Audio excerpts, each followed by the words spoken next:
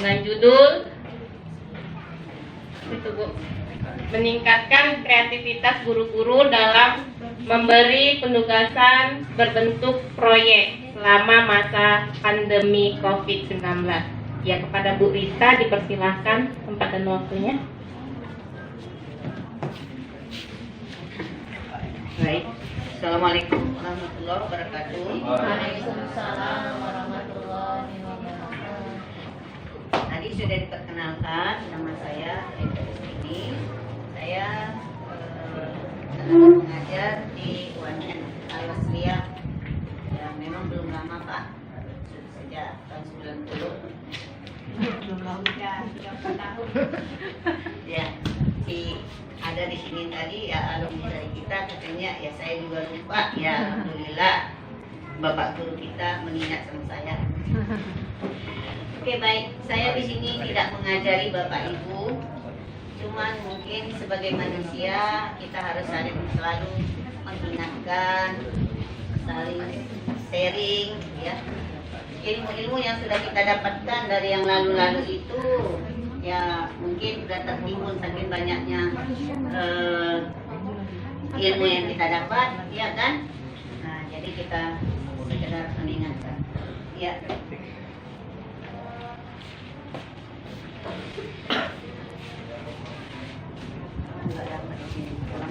Orang apa dia ke sini?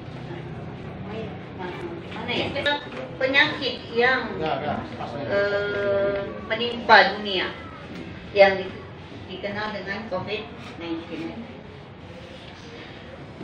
Jadi baik di bidang pendidikan juga mengalami permasalahan ya, akibat pandemi ini, sehingga pemerintah kita menganjurkan kita untuk melaksanakan pembelajaran daring. Ya, kita semua pasti sudah melaksanakannya di lapangan, apalagi di sekolah ini ya, di madrasah ini saya sudah dengar tadi guru-gurunya juga banyak yang sudah S2, berarti masalah teknologi itu sudah sangat baik lah kita bilang. Tapi walaupun begitu, pembelajaran daring ini banyak sekali kita temukan permasalahan, ya, banyak kendala. Paling utama sekali adalah kesiapan dari guru itu sendiri. Ya, banyak juga kita lihat guru yang kurang mampu membelajarkan siswanya itu dengan teknologi. Ya, mungkin kalau cuma sekedar bertelepon semua bisa. Nah, tapi mempersiapkan pembelajaran itu secara teknologi itu bagaimana? Tentu harus banyak ilmu yang dia pelajari. Nanti untuk prakteknya mungkin Bu Nila akan mempraktekkan ya, menyajikan. Nah, untuk kesiapan ini ya tergantung pada kualitas gurunya. Ya, semua kita ini pada dasarnya nggak tahu, tapi karena kita mau belajar, lama-kelamaan akan tahu. Nah, tapi karena kekurangtahuan kita dan kurangnya waktu untuk belajar, sehingga guru banyak yang melaksanakan pembelajaran itu hanya dengan WhatsApp. Ya, kita tahu kalau cuma dengan WhatsApp itu paling-paling ya kita ketikkan nanti ya, itu saya dengar tuh cucu itu di rumah gitu, gurunya hari ini pelajaran misalnya bahasa Indonesia, buka halaman sekian, pelajari, jawab pertanyaannya ya, nanti diantar ke sekolah jawabannya. Nah, sekedar begitu, itu satu mata pelajaran, belum lagi mata pelajaran yang lain. Ada juga, tapi video call berapa orang lah yang bisa masuk. Nah, ada juga yang direkam, kemudian dikirim melalui WhatsApp. Nah, karena banyaknya materi pelajaran yang akan diterima siswa, sehingga muridnya kelelahan, ya, kelelahan karena banyaknya tugas yang diberikan oleh. Nah, selain kesiapan guru, yang jadi kendalanya di sini ada lagi signal. Ya, saya ini juga nggak bisa tadi buka, nggak tahu saya kenapa. Padahal paket pemerintah dapat Pak. Nah, ya kan, guru-guru kan dapat, ya kan. Sini dapat Bu, dapat ya. Alhamdulillah. Nah, tapi masalahnya ini signal sama jaringan, ya kan. Nah, itu dia. Nah, kalau orang tua murid, apalagi masalahnya? Iya, nggak ada Android. Nah, dia harus Android. Nah, jadi sampai adalah yang apa? Kalau kita lihat untuk mencari-cari jaringan, panjat pohon. Nah, sampai udah dapat pun dia apa? Ternyata paketnya nggak cukup.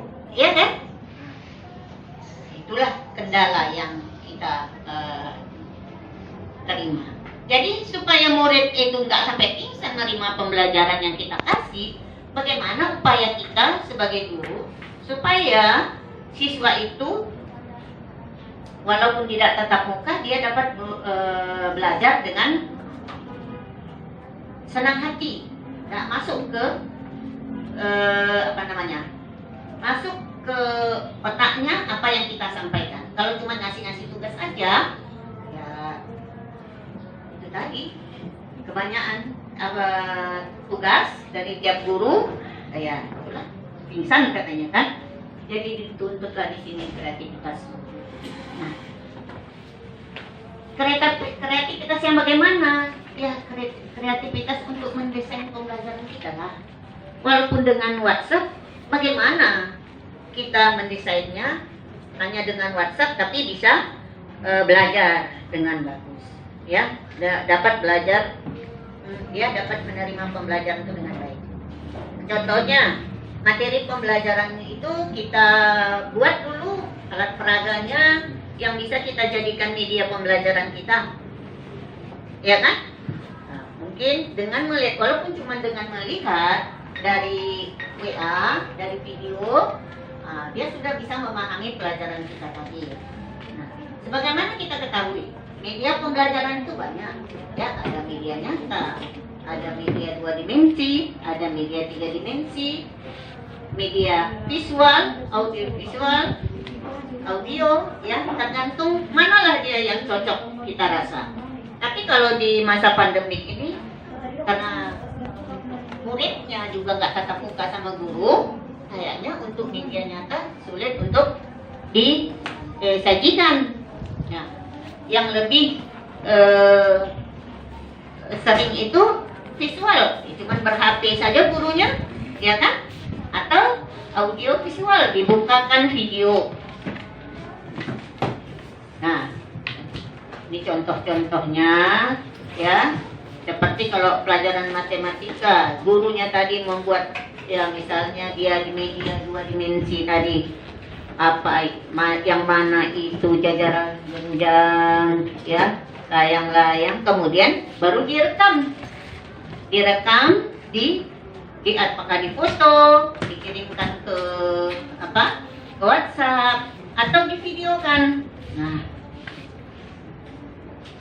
atau dia media audio, ya itu tadi dengan cara bertelepon tadi, atau direkam tapi yang hanya direkam suaranya, nggak ada gambar-gambarnya, ya.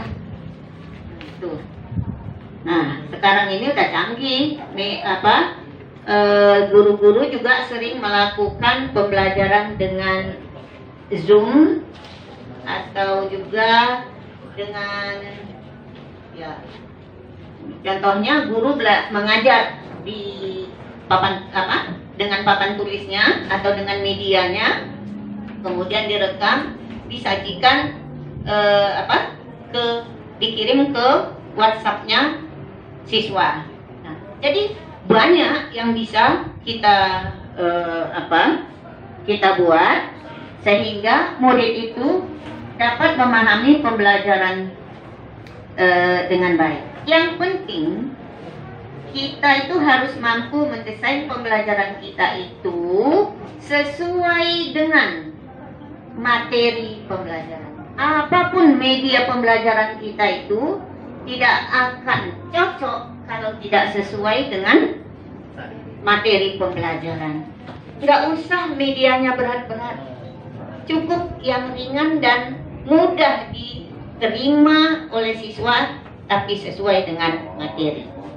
Kalau begitu kita buat, pastilah siswa itu dapat memahami pembelajaran kita, maka pembelajaran kita itu bisa lebih aktif, inovatif itu ya. Paikem gemrot itu istilah dari teknologi pembelajaran, ya kan?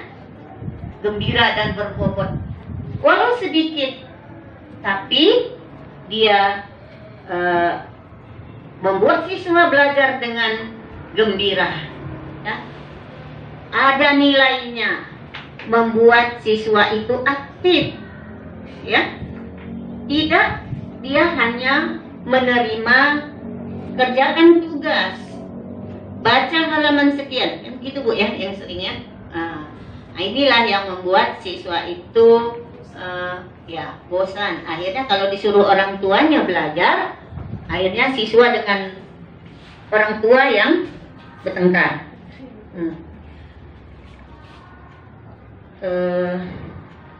Nah, jadi insya Allah yang dicanangkan oleh pemerintah itu Januari kita udah bisa tatap muka, ya kita bisa tatap muka. Jadi media-media pembelajaran yang kita sudah buat tadi selama pandemik ini pun masih bisa tetap kita buat, tapi tetap di kelas, ya kan? Jadi dengan mendesain media pembelajaran kita, berarti kita juga sudah merancang pembelajaran kita dengan baik. Ya, jadi teknologi pendidikan itu, di dalam teknologi pendidikan itu saya ini S2/3-nya memang teknologi pendidikan, walaupun background saya fisika dan saya mengajar di pasca matematika. Ya. Teknologi pendidikan itu tujuannya adalah untuk membantu guru, ya, membantu guru dalam mempermudah siswa untuk belajar. Itu tujuan. Jadi apa saja yang bisa kita buat, apa saja yang bisa kita lakukan dalam mempermudah proses pembelajaran itu dikatakan dengan teknologi pendidikan. Oke, Bapak Ibu, ya waktu kita juga udah dibatasi, ya kan? Nah, ini akan dilanjutkan oleh Ibu Mila, yaitu dia langsung prakteknya. Bapak Ibu, selama COVID lebih mudah rasanya mengajar atau gimana? Iya, saya juga rasa begitu. Kenapa? Karena kita harus mempersiapkan materi itu dengan matang. Dengan cara bagaimana ya? Kita buat supaya ini mudah dipahami siswa. Kalau tatap muka, dia masih lebih mudah ya rasanya ya. Kita bisa diskusi, tanya jawab, kita bisa kasih tugas. Pada saat itu bisa kita dapat feedbacknya, ya kan? Kalau masa pandemi ini memang bilang berat rasanya. Oke lah, Bapak Ibu, karena Bu Mila sudah sampai, saya akhirilah penyajian saya ini, penyampaian saya ini. Kalau ada nanti yang ingin kita diskusikan, kita siap. Assalamualaikum warahmatullahi wabarakatuh.